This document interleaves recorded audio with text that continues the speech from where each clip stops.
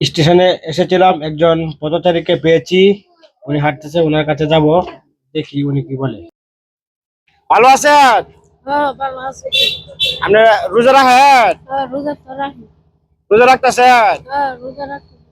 সবটি রোজা রাখেন যে প্রত্যেকটা রাখি। মুসলমানে রোজা রাখা হয়েছে ফরজ। সবাই রাখতেছে।